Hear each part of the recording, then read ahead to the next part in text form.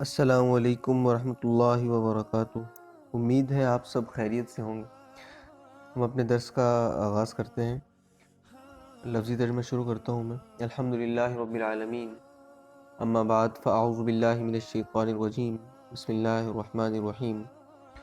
وقلنا یا آدم، اور کہا ہم نے آدم سے، اے آدم، اسکن انت، رہ تو، وزوجک الجنہ، اور تیری بیوی جنت میں، وکلا منہا، اور کھاؤ تم دونوں اس جنت سے، رغدن، وسعت اور کشادگی سے، حیث شئتما، جس جگہ سے چاہو، ولا تقربا ہذہ الشجرہ، اور قریب نہ جانا اس درخت کے، فتکونا من الظالمین، پس ہو جاؤ گے ناانصافوں میں سے۔ فَأَزَلَّهُمَا الشَّيْطَانُ عَنْهَا، پس پھسلایا ان دونوں کو شیطان نے اس درخت سے، فَأَخْرَجَهُمَا، پس نکالا ان دونوں کو، مما کانا فیہ، ان خوشیوں سے جن کے اندر وہ تھے۔ وَقُلْنَا اهْبِطُوا، اور کہا ہم نے اترو تم، بَعْضُكُمْ لِبَعْضٍ عَدُوٌّ، بعض تمہارے دوسرے بعض کے لیے دشمن ہوں گے، وَلَكُمْ فِي الْأَرْضِ مُسْتَقَرٌّ، اور تمہارے لیے زمین میں ٹھکانہ ہے، وَمَتَاعٌ إِلَىٰ حِینٍ، اور فائدہ ہے ایک مدت تک۔ ربط جو ہے پچھلے سبق میں جو ہے آپ نے سنا تھا کہ اللہ تعالیٰ نے آدم علیہ السلام اور فرشتوں کا امتحان لیا۔ اس علمی امتحان میں آدم علیہ السلام کامیاب ہو گئے اور فرشتے کامیاب نہ ہو سکے، تو اللہ تعالیٰ نے فرشتوں کو حکم دیا کہ آدم علیہ السلام کو سجدہ کرو۔ فرشتوں نے بغیر کسی جھجک کے، قیل قال کے، آدم علیہ السلام کو سجدہ کیا، اور ابلیس لعین نے سجدہ کرنے سے انکار کر دیا اور کہا کہ میں جو ہوں وہ اپنے سے گھٹیا کو کیوں سجدہ کروں، میں تو اس سے بہتر ہوں۔ یہاں پر جو ہے سلطان محمود غزنوی کا ایک جو ہے وہ سبق آموز واقعہ ہے۔ محمود غزنوی رحمۃ اللہ علیہ، سلطان محمود غزنوی کے دور حکومت میں ایک نوعمر لڑکا جس کا نام ایاز تھا، اور یہ بہت ذہین تھا اور سمجھدار تھا۔ اس کو مجلس میں جو ہے وہ بادشاہ اپنے ساتھ بٹھاتے تھے، اور وزیروں کو، مشیروں کو یہ بات ناگوار گزرتی تھی۔ انہوں نے کہا کہ حضرت، یہ چھوٹا سا بچہ آپ کے پاس بیٹھا رہتا ہے، کسی بڑے آدمی کو اپنے پاس بٹھایا کریں۔ اس وقت تو غزنوی رحمۃ اللہ علیہ خاموش رہے، مگر جب انہوں نے ہندوستان پر حملہ کیا اور سومناتھ کا مندر گرایا، اور ہندوستان کے قیمتی ہیرے اور جواہرات افغانستان پہنچے، ان میں ایک بڑا قیمتی ہیرا تھا، اپنے غلام کو حکم دیا کہ ایک پتھر اور ہتھوڑا لا کر میرے سامنے رکھ دو۔ غلام نے پتھر اور ہتھوڑا لا کر جب ان کو سامنے رکھ دیا، مجلس جم گئی، تو سلطان محمود غزنوی رحمۃ اللہ علیہ نے جیب سے وہ قیمتی ہیرا نکالا اور ایک وزیر کو کہا کہ اس کو پتھر پر رکھ کر توڑ دو۔ اس سے کہا بہت قیمتی ہیرا ہے، اس کو نہیں توڑنا چاہیے، اور نہ توڑا۔ دوسرے وزیر کو کہا، اس نے بھی جو ہے توڑنے سے انکار کر دیا۔ تیسرے کو کہا، اس نے بھی توڑنے سے انکار کر دیا۔ الغرض وزیروں مشیروں میں سے جب کسی نے ہیرے کو نہ توڑا، تو سلطان محمود غزنوی نے ایاز کو کہا، لو بیٹا تم اس ہیرے کو توڑ دو۔ ایاز نے ہیرے کو پتھر پر رکھ کر ہتھوڑے سے ٹکڑے ٹکڑے کر دیے۔ سلطان محمود غزنوی نے ایاز کو کہا، بیٹا یہ بڑا قیمتی ہیرا تھا، سب مشیروں وزیروں نے توڑنے سے انکار کر دیا، اور تو نے اس کو کیوں توڑ دیا؟ ایاز نے کہا، بے شک ہیرا قیمتی تھا، مگر میرے آقا کا حکم اس سے زیادہ قیمتی تھا۔ مولانا رومی رحمۃ اللہ علیہ یہ واقعہ نقل کر کے فرماتے ہیں کہ کاش ابلیس ایاز سے ہی سبق سیکھ لیتا، ایک منٹ کے لیے مان لیتا کہ تو بہتر ہے، اگرچہ یہ بات حقیقت کے خلاف ہے، کیونکہ آگ سے خاک بہتر ہے، مگر یہ تو دیکھتا کہ حکم کون دے رہا ہے۔ مگر یہ ساری باتیں سمجھ سے تعلق رکھتی ہیں۔ وَقُلْنَا يَا آدَمُ اسْكُنْ أَنْتَ، اور کہا ہم نے آدم علیہ السلام سے، رہ تو، وزوجک الجنہ، اور تیری بیوی حوا علیہ السلام جنت میں۔ جنت سے مراد اصل جنت ہی ہے، نہ کہ ملک اردن کا باغ، جیسا کہ بعض مولدوں نے کہا ہے کہ اردن میں ایک باغ تھا، اس کے اندر جو ہے وہ ان کو بھیج دیا گیا تھا۔ یہ سب جو ہے یہ الٹی سیدھی باتیں ہیں، خرافات ہیں، بلکہ وہ جو بات ہے، بلکہ جو کیا کہتے ہیں اس کو، وہی جنت ہے جس میں حساب کے بعد مومنوں نے داخل ہونا ہے، اور وہ آسمانوں کی طرف ہے، اس کے مقابلے میں دوزخ ہے جس میں کافروں اور مشرکوں نے داخل ہونا ہے۔ آن حضرت صلی اللہ علیہ وسلم اور صحابہ اکرام رضوان اللہ علیہم اجمعین نے یہی سمجھا اس بات سے۔ وَكُلَا مِنْهَا رَغَدًا، اور کھاؤ تم دونوں اس جنت سے، وسعت اور کشادگی سے، حیث شئتما، جس جگہ سے چاہو اور جو چاہو کھاؤ، جو پیو جو چاہو وہاں سے کھاؤ، کوئی پابندی نہیں ہے، مگر ولا تقربا هذه الشجرہ، اور قریب نہ جانا اس درخت کے، کیونکہ اگر تم نے اس درخت کا پھل کھایا تو فتکونا من الظالمین، بس ہو جاؤ گے نا انصافوں میں سے۔ یہ کس چیز کا درخت تھا جو ہے، اس پر بہت سارے سوال ہوتے ہیں، اس کے بارے میں مختلف اقوال ہیں۔ ایک قول تو یہ ہے کہ انگور اور کھجور کا ذکر جو ہے اس کے اندر آتا ہے، اور دوسرا بادام اور آملوک کا ذکر بھی ہے، لیکن اکثر حضرات فرماتے ہیں کہ گندم کا درخت ہے۔ اب سوال یہ ہوتا ہے کہ گندم کا تو درخت نہیں ہوتا بلکہ پودا ہوتا ہے، تو بات یہ ہے کہ جنت کا معاملہ الگ ہے، دنیا میں جو پودے ہیں وہ جنت میں درخت ہوں گے۔ ان کو اس درخت سے کھانے پر ابلیس نے اکسایا، قرآن کریم میں ہے وَقَاسَمَهُمَا إِنِّي لَكُمَا لَمِنَ النَّاصِحِينَ، ابلیس لعین نے ان دونوں کے سامنے قسم اٹھائی کہ میں تمہارا بڑا خیر خواہ ہوں اور تمہاری بھلائی کی بات تم سے کر رہا ہوں۔ وہ یہ کہ اس درخت سے تمہیں اللہ تعالیٰ نے اس لیے منع فرمایا ہے، اگر تم اس درخت سے کھا لو گے تو ہمیشہ ہمیشہ جنت میں رہو گے، یعنی الٹی گنگا چلائی۔ حضرت آدم علیہ السلام نے خیال کیا کہ ہے تو ابلیس، مگر رب تعالیٰ کی قسم اٹھا کر تو جھوٹ نہیں بولتا ہوگا۔ پھر حضرت حوا علیہ السلام نے بھی اکسایا۔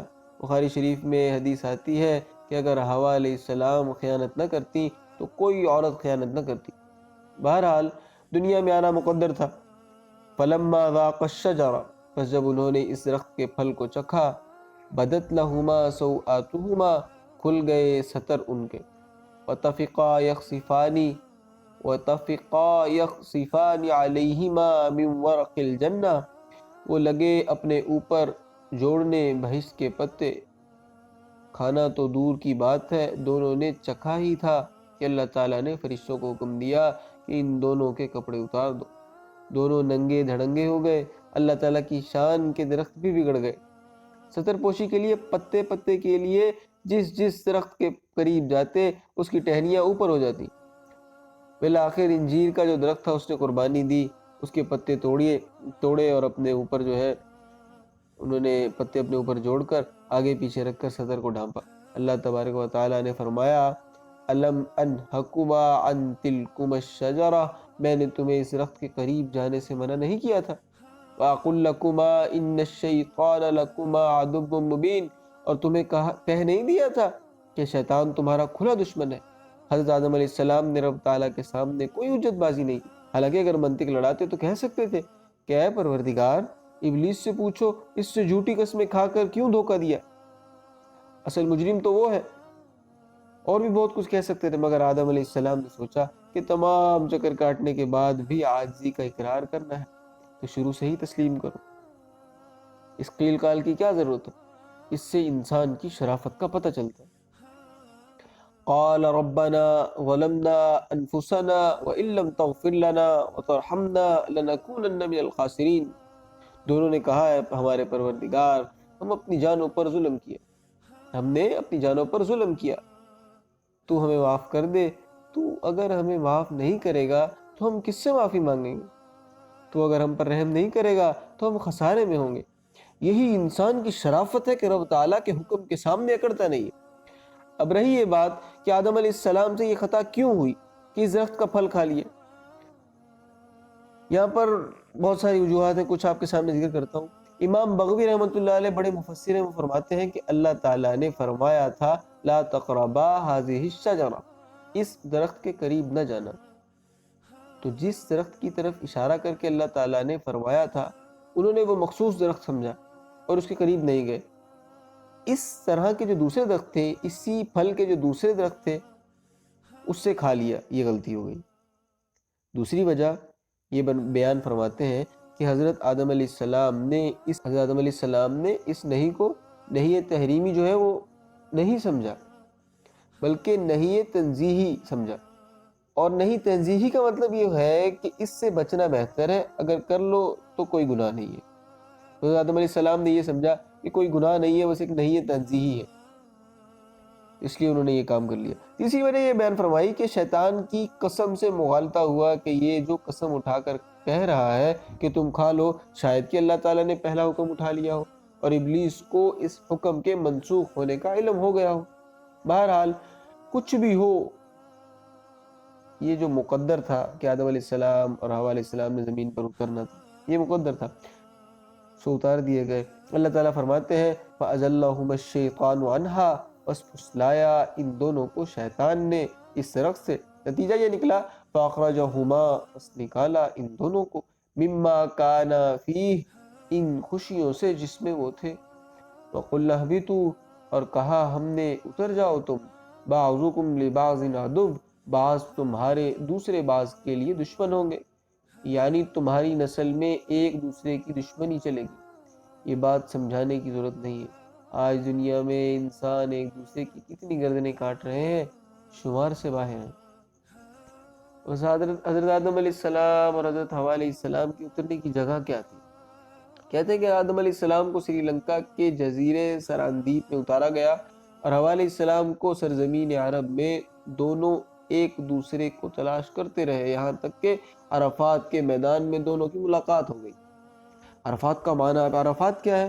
عرفات کو عرفات اس وجہ سے کہا جاتا ہے کیونکہ عرفات کا معنی ہے شناخت کی جگہ۔ حضرت آدم علیہ السلام اور حوا علیہ السلام نے ایک دوسرے کی اس جگہ شناخت کی تھی۔ فرمایا وَلَكُمْ فِي الْأَرْضِ مُسْتَقَرٌّ، اور تمہارے لیے زمین میں ٹھکانہ ہے، یعنی ٹھہرنے کی جگہ ہے، وَمَتَاعٌ إِلَىٰ حِينٍ، اور فائدہ اٹھانا ہے ایک مدت تک، ایک عرصے تک زمین میں رہو، پھر دنیا سے جانا ہے۔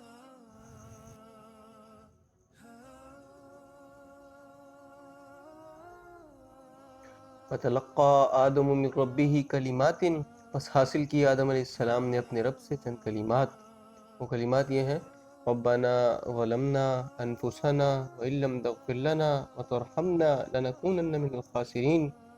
یہ 8ویں پارے میں یہ جو آیت میں نے پڑھی ہے یہ موجود ہے وہاں پر۔ فَتَابَ عَلَيْهِ، بس اللہ تعالیٰ نے رجوع کیا ان پر، یعنی جب یہ کلمات پڑھے انہوں نے تو پھر اللہ تعالیٰ نے ان پر رجوع کیا، یعنی ان کی توبہ قبول فرمائی۔ اِنَّهُ هُوَ التَّوَّابُ الرَّحِيمُ، بے شک وہی ہے توبہ قبول کرنے والا، مہربان۔ قُلْنَا اهْبِطُوا مِنْهَا جَمِيعًا، کہا ہم نے اترو تم یہاں سے سارے، یعنی آدم علیہ السلام، حوا علیہ السلام اور ان کے ضمن میں جو ان کی اولاد ہے وہ تمام کے تمام سب کو خطاب ہے۔ فَإِمَّا يَأْتِيَنَّكُم مِّنِّي هُدًى، بس اگر آئے تمہارے پاس میری طرف سے ہدایت، اگر آئے تمہارے پاس میری طرف سے ہدایت، اما، یہ جو اما ہے یہ اصل میں ان ما ہے، ان شرطیہ ہے، اگر ہدایت آئے، اس کا ان جو ہے یہ شرطیہ ہے، یعنی کہ اگر ہدایت آئے۔ یہ اس واسطے فرمایا کہ اللہ تعالیٰ پیغمبر بھیجنے اور کتابیں نازل کرنے پر مجبور نہیں تھے، مجبور نہیں ہے، اگر نہ بھیجتے اللہ پاک تو اس اللہ پاک سے کون پوچھ سکتا ہے اگر اللہ پاک نہ بھیجے، اگر اس کی ضرورت ہوتی، اگر اللہ پاک نے فرمایا کہ اگر ضرورت ہوئی تو تمہاری طرف پیغمبر اور کتابوں کی شکل میں ہدایت بھیجوں گا۔ خوف اور حزن میں فرق، حزن اور خوف میں کیا فرق ہے؟ فمن تبع ہدایا، پس جس نے پیروی کی میری ہدایت کی، فلا خوف علیہم ولا هم یحزنون، پس ان پر نہ خوف ہوگا اور نہ وہ غم کریں گے۔ آئندہ کسی شے کا خدشہ ہو تو اس کو خوف کہتے ہیں، اور گزشتہ کسی چیز پر افسوس ہو تو اس کو غم کہتے ہیں۔ جب میں داخل ہونے کے بعد نہ تو آئندہ اس میں جنت میں داخل ہونے کے بعد نہ تو آئندہ کسی قسم کا خوف ہوگا اور نہ گزشتہ کسی قسم کی پریشانی ہوگی، کیونکہ نیکیاں کر کے یہاں سے گئے ہوں گے، آخرت میں نیکیاں کر کے آئے ہوں گے۔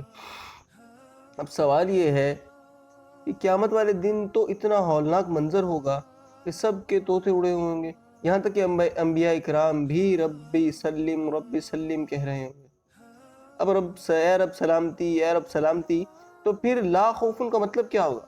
جواب یہ دیا حضرت شیخ الہند مولانا محمود الحسن رحمۃ اللہ علیہ فرماتے ہیں کہ خوف دو طرح کا ہوتا ہے۔ کبھی تو خوف کا باعث ڈرنے والے میں پایا جاتا ہے، جیسے مجرم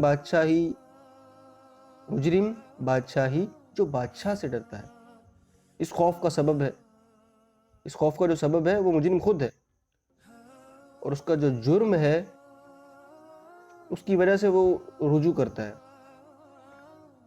مطلب یہ ہوا کہ اس خوف کا سبب مجرم ہے جو مجرم کی طرف رجوع کرتا ہے، اور کبھی خوف کا سبب مخفو عنہ، یعنی جس سے ڈرتے ہیں اس میں کوئی امر ہوتا ہے۔ مثلا کوئی شخص صاحب جاہ و جلال بادشاہ کے سامنے ہو تو اس کے خوف زدہ ہونے کی یہ وجہ نہیں کہ اس نے بادشاہ کا کوئی جرم کیا ہے، بلکہ اس کا قہر و جلال، سلطانی اور ہیبت خوف کا سبب ہے۔ آیت کریمہ میں پہلی قسم کی نفی ہوتی ہے، جو خوف کسی جرم کی وجہ سے ہو۔ یہ خوف ان پر نہیں ہوگا، اور نیک لوگوں پر جو خوف ہوگا وہ اللہ تعالیٰ کے جلال اور عظمت کا ہوگا۔ لا يحزنهم الفزع الاکبر، اور لوگوں پر اعمال کی وجہ سے جو گھبراہٹ ہوگی نیک لوگوں پر وہ نہیں ہوگی۔ والذین کفروا، اور جنہوں نے کفر کیا، وکذبوا بآیاتنا، اور جھٹلایا ہماری آیتوں کو، اولئک اصحاب النار، وہ دوزخ والے ہیں، ہم فیہا خالدون، اس دوزخ میں وہ ہمیشہ رہیں گے اور جلیں گے، نکلنے کا سوال ہی پیدا نہیں ہوتا۔ اللہ پاک ہم سب کو جہنم کی جو ہے وہ سائے سے بھی اللہ پاک دور رکھیں۔ اللہ پاک ہم سب کی جو ہے وہاں پر مدد و نصرت فرمائیں، ہم سب کو ان عذابوں سے اللہ پاک محفوظ رکھیں، بغیر حساب کتاب کی جنت میں داخل کریں، حضور صلی اللہ علیہ وسلم کی شفاعت ہم سب کو نصیب فرمائے۔ اللہ پاک ایمان پر ہمارا خاتمہ جو ہے وہ کر دیں، اپنے فضل کرم سے جو ہے اللہ پاک ہماری یہ زندگی گزروا دیں۔ یہ دعا، اس دعا میں ہر مسلمان کو یاد رکھا کریں۔ جو پڑھا سنا اللہ پاک اس پر عمل کرنے کی توفیق عطا فرمائے۔ وآخر دعوانا ان الحمد للہ رب العالمین۔